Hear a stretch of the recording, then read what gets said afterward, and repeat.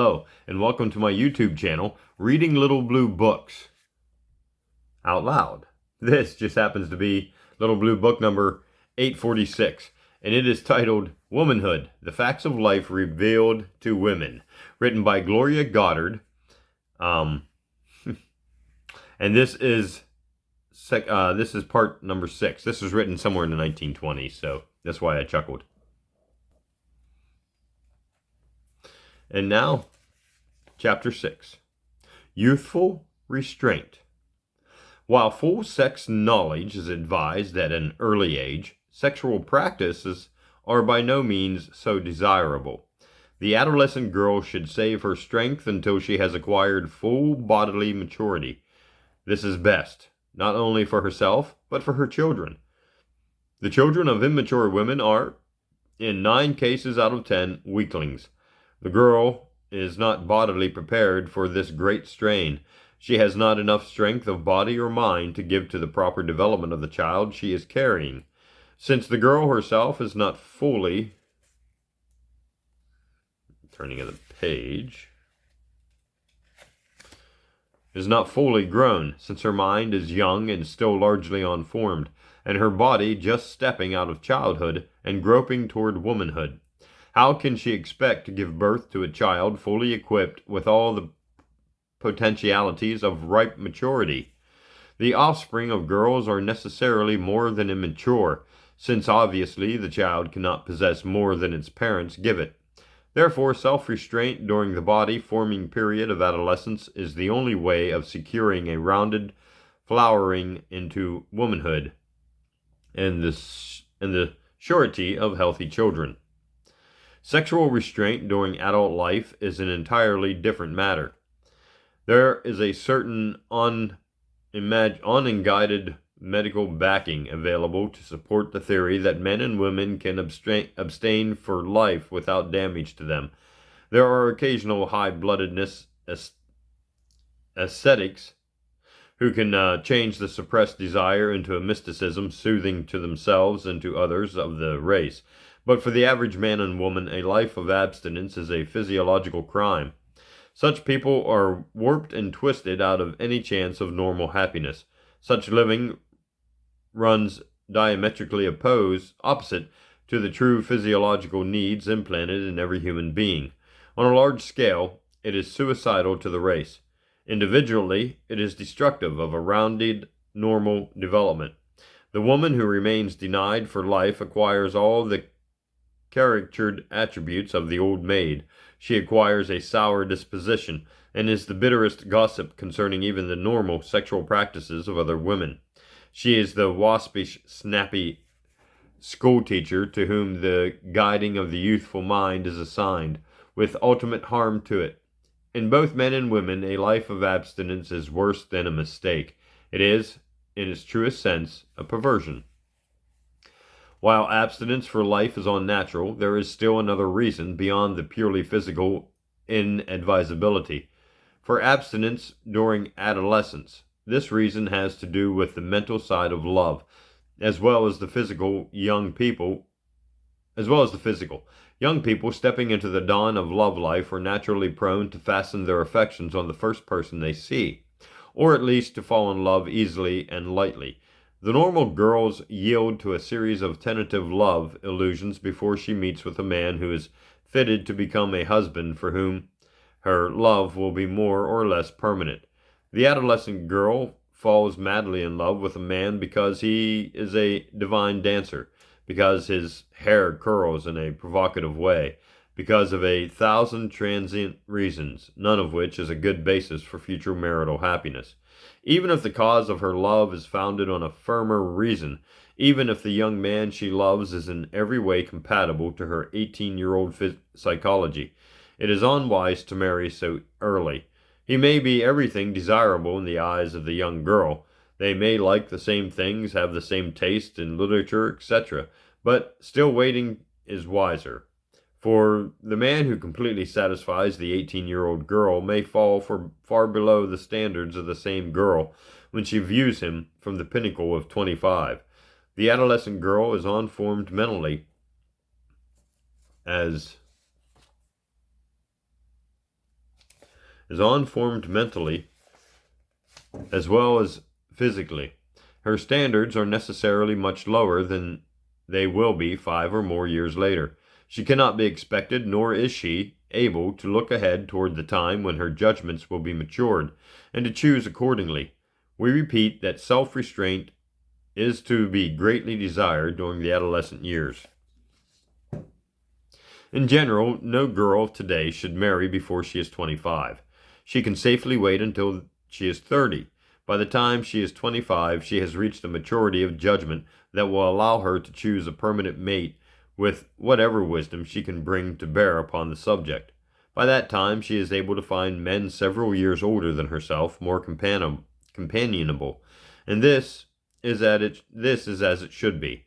The young girl, while she may have occasional crushes on older men, seeks her friends and companions from among the boys who are of her own age. Her regard for older men is more hero worship than real affection. This would lead her, if she chose a mate during these formative years, to pick one from among the boys of her own age, and this is wrong. Men age much less rapidly than women. Women are older by intuition and psychologically than men.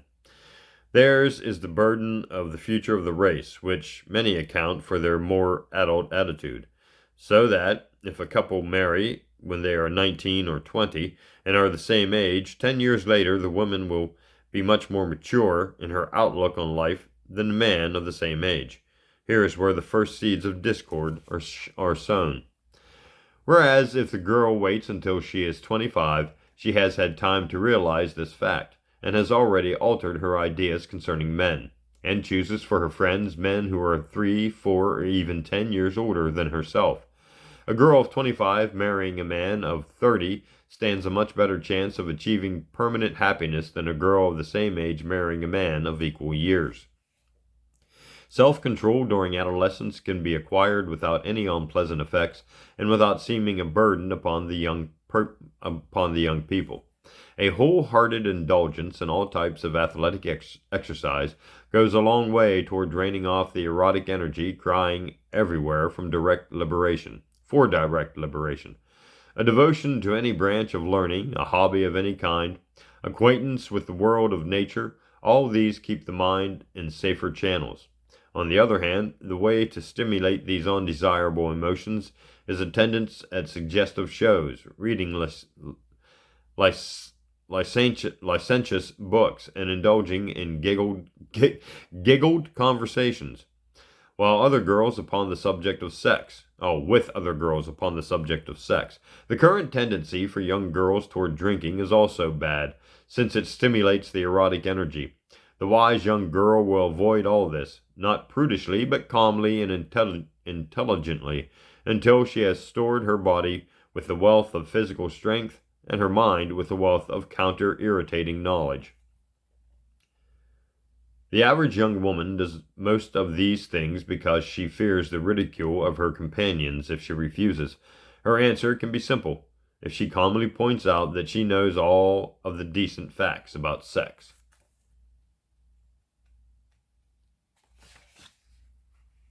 Decent facts. How interesting. Alright, turning these pages can sometimes be difficult, apparently. Let's see. Nope. Still a page left there. I need to go. There it is. Okay, let's go back here too.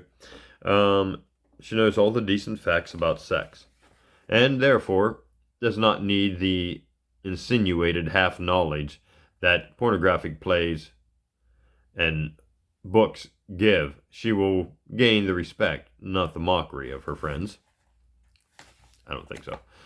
Overindulgence in anything is the greatest and almost the only sin from the standpoint of the individual. If the young girl eats too much of her favorite sweet, she is almost sure to pay for it by stomachache or indigestion. This stands equally true for all ages. We have mentioned onanism. To be sure, most adults deny this fact and lyingly state that such was not the habit when they were young. How much better, then, to admit it as part of all youthful experience and combat it wisely and intelligently, and not to raise horrified hands and make the youngest person feel that she has committed a heinous crime, the more dreadful because she is the first offender. The wisest and best course is to avoid onanism altogether. If that is not possible, at first go in vigorously for physical and mental distractions, and rigorously control it until such a time as you can entirely end it. Overindulgence in intercourse is just as costly. This may either be socially illicit intercourse or intercourse in the marital state. At times, a married couple contains one or both members with a tendency toward nymphomania, or excessive desire for men in the women, or toward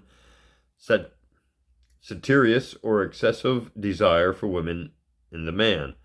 If the tendency is too powerful, society is saved because the parties so weaken themselves that reproduction is impossible, and death or complete mental or physical incapacity results.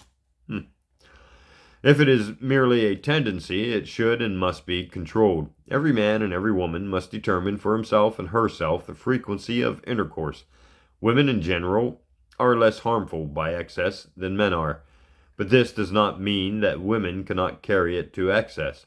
There is less chance for her doing it if she confines her life to one man than if she chooses many men. The general result of a woman's overindulgence is weakened nervous conditions, which may even terminate in a complete mental breakdown or insanity. Venereal diseases. The two chief venereal diseases are gonorrhea and syphilis. So far, we have voiced a loud outcry against popular lies concerning sex. Now we will consider lies concerning sex. Now we will consider another of these lies as harmful as any of the previous ones, namely that gonorrhea is no worse than a cold. This is commonly accepted among most men and many women, and many a good-hearted old family doctor will reassure the troubled young man or woman with the same poisonous mental soothing syrup. Gonorrhea, once contracted, is extremely difficult to eradicate. Or promiscuous women. Many a man acquiring it from a prostitute or promiscuous woman has infected his innocent wife. Many a man has infected an otherwise clean woman. Worse, many an innocent girl, thinking because her friend is a gentleman and nice in every way, has only to be repaid by this disease. There is a greater penalty than this attached to the disease. The germs of the disease often attack the eyes of children of parents, one or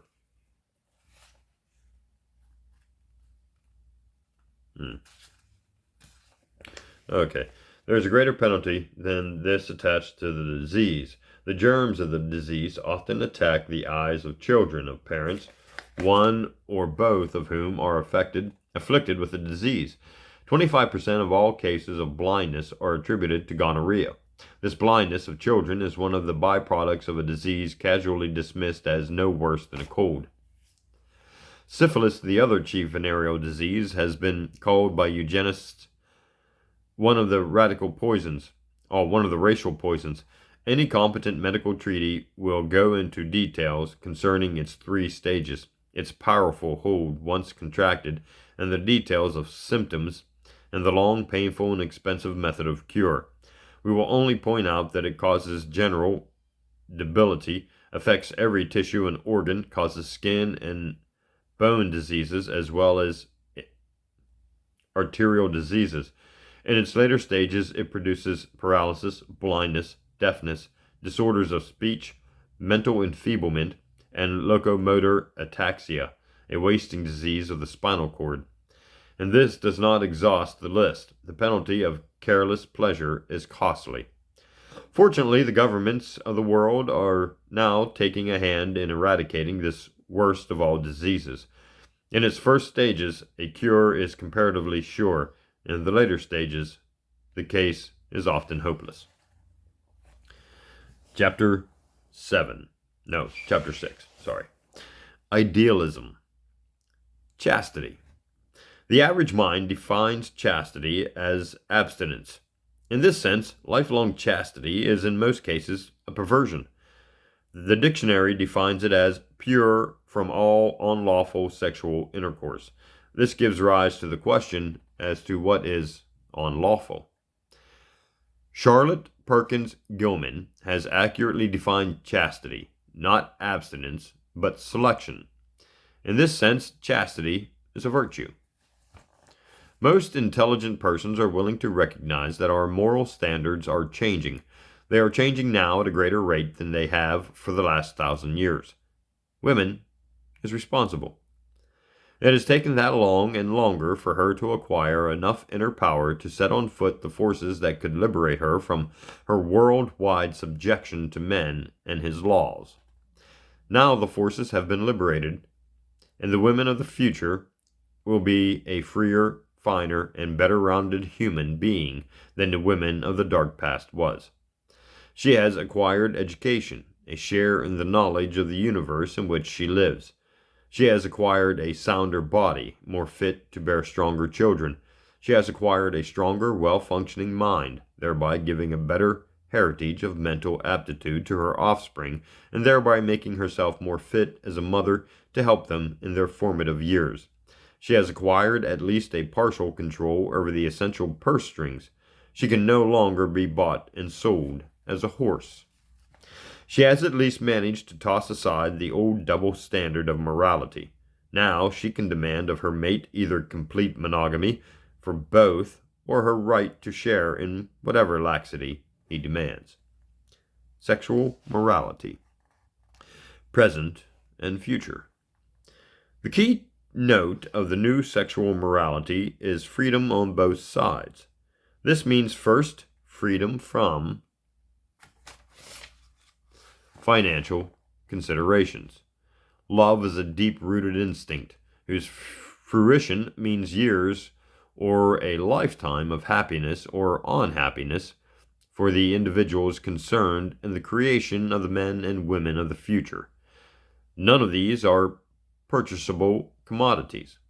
A man cannot buy a woman's love nor a child of his own breeding to do him honor. Neither can either sex sell these delights. But in point of fact, this is just what is done in many cases today, and is what was the common procedure of 50 years ago. Under the dying regime, a woman had to marry for the best home and support she could get. There was no other way open to her to obtain these things. A man knew he could have the best of women for his wife if he could pay the price of her support. If a man was poor, he must accept accordingly. Men bought women to live with and to mother their children. Women traded their loneliness for comfort. Women traded their loveliness for comfort and ease.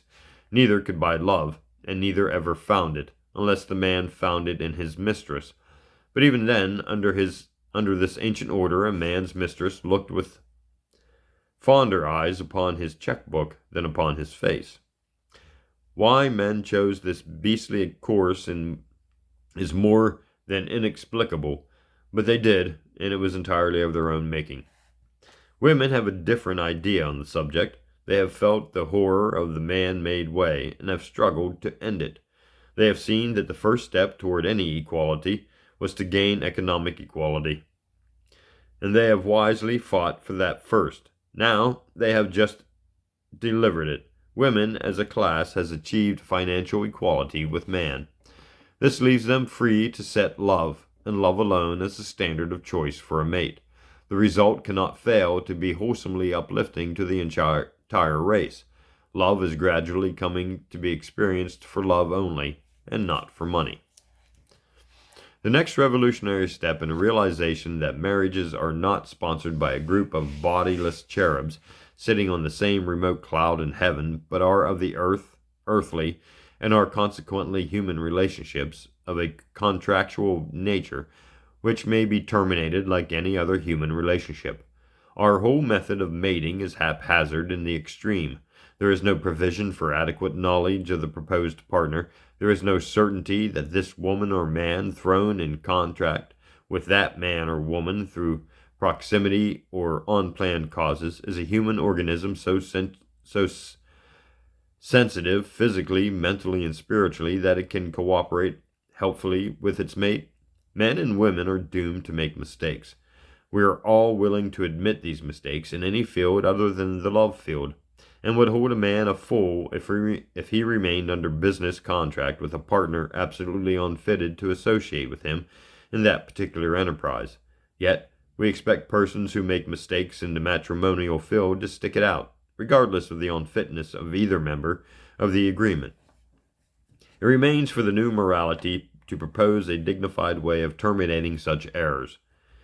At the present time, the divorce laws hold in practice that the man and woman who realize their unfitness for each other and determine to secure a divorce are criminals guilty of collusion. This, at least, is the law in many states and nations. Certain states hold that the guilty party in a divorce action may not remarry. One party to the action must be considered, legally at least, a social pariah before any termination of the marital vows will be allowed. This is more than absurd. It is brutal. Divorce laws, in harmony with the new morality, will permit a man and woman who have erred in their love choice to part as friends rather than as enemies, and will leave no stigma of shame upon either of them, nor any restrictions as to their future actions. Boy, that never happened. The third and most radical plan of the new morality, at least from the purest point of view, will allow for compassionate matings. If a man or woman, have carefully considered what may be lost or gained by a wider type of love relationships, determines to risk the experiments without taking advantage of other women or men, this is an individual choice, and the new morality, in all matters, is giving the individual as much intelligent choice as it can, consonant with social safety. Such adventures are like laboratory experiments in eugenics for the good of the race. They may result in unhappiness, but the very discovery that unhappiness has resulted in a social fact which may aid future decisions. There will be no blame attached to the experiment if it fails, no insult visited upon the participators. If the reverse is true, and happiness results, this is also a social fact which may aid future decisions. In any event, it will be regarded as a legitimate experiment, attaching praise rather than blame on those who, in the full possession of their faculties and after mature consideration, enter upon it. The first question to arise in connection with this idea is that of the home and the children. Neither of these, in their present condition, are matters of unusual human glory. Charlotte Perkins Gilman's extended studies of each are recommended for reading. They offer a new and intelligent slant upon our homes and our child rearing. Motherhood is unquestionably a great benefit to society. It is of greater value to society than to the individual. Motherhood, pensions, and similar remedies are steps toward a social repayment of this benefit. These matters are all experimental. It is not suggested that any young couple start to put them into immediate practice. The important thing is to realize their eminence and to regard them with something of a scientific detachment, rather than with a bitter bias and prejudice. All of these absurd prejudices are alien to human instincts and are based upon Moses' translation of thundering over a mountaintop. We are tending toward efficiency in all human concerns upon the industrial field. Let us tend also upon the extension of efficiency to matters concerning the home. Women's work in the home will not always remain the low domestic thing that it is. Scientific information and the aid of experts are invaluable in home management and child rearing, no less than in the rotation of crops. Page turning difficult. Rotation of crops. Come on, there's only 2 pages there. And the development of fatter hogs and slimmer dahlia stems. Child rearing will someday be included in matters where efficiency and modern methods will prevail. This may very well involve some form of institutional raising.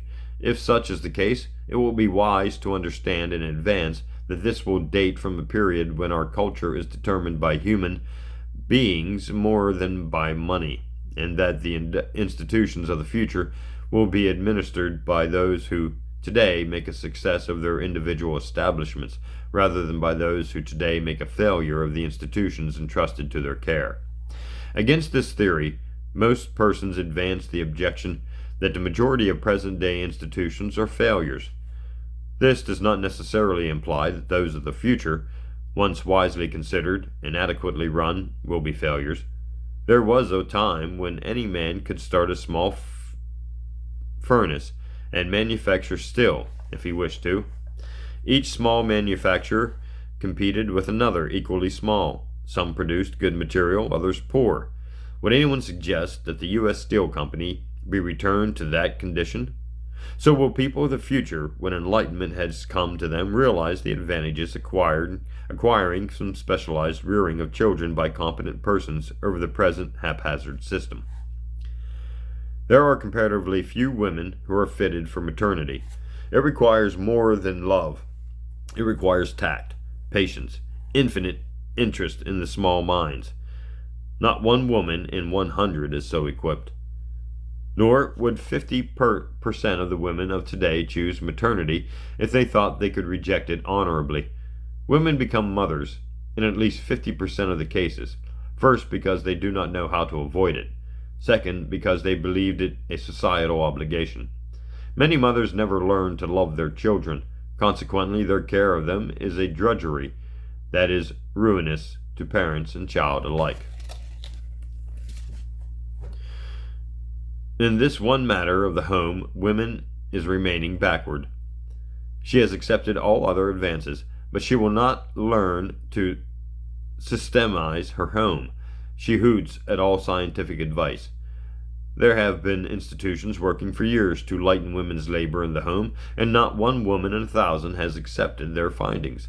Most women sacrifice their lives to household drudgery, toiling daily over scrub boards, mop, and stove, despite the fact that even now, all of this work can be cut in half by a small amount of systemizing and the use of scientific appliances. The day will come, however, when women will be converted to these things, and then her life will be freer for another enjoyment. The purity ideal. 9 out of 10 of the women who accept the ideal of virginity as that of purity have no idea where this delusion originated. The theory of women's innocence and purity was launched during the days of chivalry. Even modern women have a soft spot in their hearts for chivalry. What was it? Was it the high and noble Galahad belief that women were superior spiritual beings, far above the touch of mere men? If so, man's actions have never proved it. It was not. In a few words, men put woman on a so-called pedestal, not to worship her, but to keep her from seeing what they were doing. They told her the world was a low place, and they would shield her from it, and women blinded by flattery fell for the hoax. Men have never really reverenced women. A few have reverenced one woman, mother, wife, or sister. But the fundamental reason for their so doing was not to do honor to her, but to keep her ignorant of what they were doing. Men realized, either consciously or unconsciously, that they could rule the world only so long as women were ignorant of its customs and habits. An ignorant foe is no foe. Therefore, so long as women were kept in ignorance, they could not threaten man's supremacy. Face this fact. All women stop yielding to the silly hypocritical sham of chivalry, and your progress in man's world will be made in rapid, shining strides. And that is the end of Little Blue Book number 846, titled Womanhood, The Facts of Life Revealed to Women, written by Gloria Goddard. Copyright 1920s. Thanks for listening, and I'll see you in the next book.